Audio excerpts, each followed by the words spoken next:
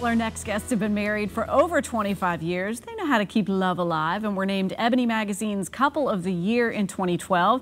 They're ready to share their secrets to a successful marriage in their new book, Surviving Marriage in the 21st Century, Getting Back to the Swoon of the Honeymoon. We welcome Jenny and Rufus Triplett back to Virginia this morning. It's nice to see both of you. Hey, it's good to be back. Yeah. This is fun. This is fun.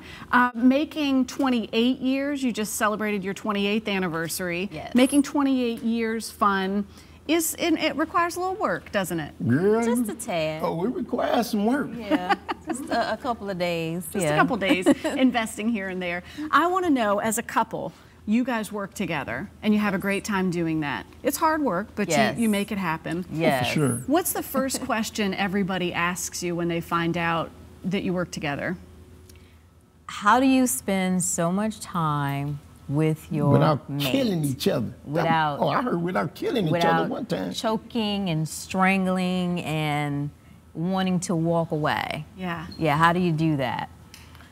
Well, actually, we spend a lot of time together. Did she just ask about the question? She didn't ask how we do it, did she? Yes, she did. Oh. We spend a lot of time. That was the next question. See, women are intuitive, Rufus. They know this. She knew what the next question was going to be. We spend a lot of time together, but we also have our safe spaces, shall we say. We take time apart.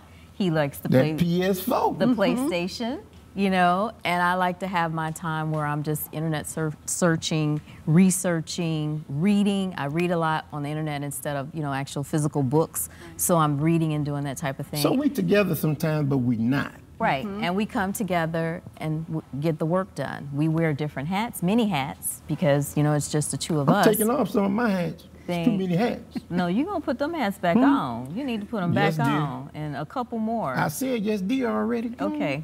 There's some lessons in delegation here. That's what I'm picking up on, right? Exactly, exactly. But some people say that they can't spend so much time with their mate. But actually, you know, when you tune into what you do well and stay in your lane, stay in your lane. You love conquers all. I know that's a cliche. Yes. But it really does. I mean, I love her, so I'm able to give her that space. So I'm able to work with her because I love her. Say that again. That's being recorded. That's right. That's being recorded. I'm trying to get back to the swoon of what we try and tell people around. You trying to get back, or are we already there? Huh? I'm at the swoon. Girl, okay, at the swoon. I was there last night too. We swooning. Okay. The swoon of the honeymoon all the time. I love it. So, what motivated you to start the first book, and what are you sharing in this new book? Hey, the first book, Surviving Marriage in the 21st Century, we were coming up on 20 years of marriage, and there were so many people with relationship advice in the relationship space. A lot of people weren't married. And we were like, okay, well, we had 20 years of marriage, and so we just wanted a voice in the space. Well, some of the stuff you was hearing just wasn't true.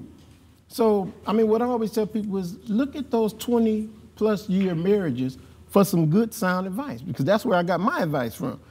Otherwise, we'd be gone how many times? No, I wouldn't be gone. I would have been gone about 4 or 5 times up in here. And he was taking his PS4 with him. Okay. What is some of that sage advice over those 20 years? And now you're closing in on 30 years.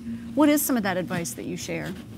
Well, as far as surviving the marriage, one of the biggest tips we tell people is don't try to change people. Don't try to. He tried to change. My He best. tried. I gave it all. He tried, but I wasn't about to be moved. She I wasn't wasn't about here. to be bent, broken, or I any wish of she that had type of listened to me, stuff. but she So didn't. I stayed the same.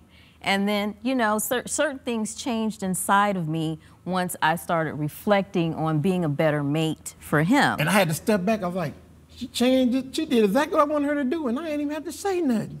Whoa, I might be on to something here. They learn how to communicate. One of the biggest things that these relationship people tell you is about, oh, great communication, but people don't tell you how to do that. How to communicate. You know, sometimes tone and inflection and coming to people on the wrong day and the wrong time, not trying to hear it, okay? So in the new book, Getting Back to the Swoon and the Honeymoon, that is the very first thing we say.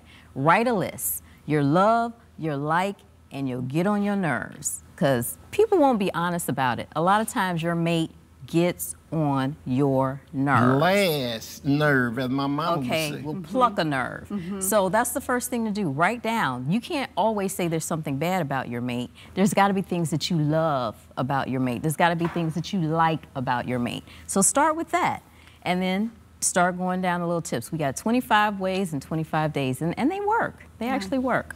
Well, it's one thing to, and congratulations, celebrate a 28th anniversary, which is fantastic. It's another thing to work together, too. So that's a really big accomplishment as well.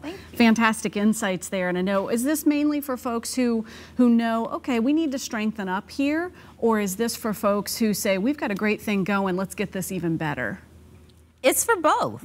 It's for both. A lot of people that we hear from are walking out the door. They'll contact, hey sis, can I talk to you for a minute? My husband's about to walk out on me. I was like, well, this didn't just happen today.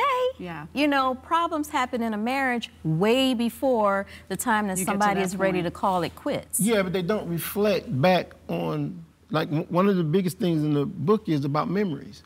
You know, stage some memories here. So you can go, if you can't remember them yourself, it's a reference point where you can go back and say, woo, we did have a good time doing that. That's right. Oh yeah, I like that too. Right. When somebody's getting ready to walk out, all they're thinking about is everything that is bad that happened, and you don't reflect on those good times. Well, Rufus and Jenny, thank you so much for being with us. Recapturing the swoon of the honeymoon. I love it. Surviving Marriage in the 21st Century. It's available now. We wish you the very best of everything you guys have going on. You're a lot of fun. Congratulations.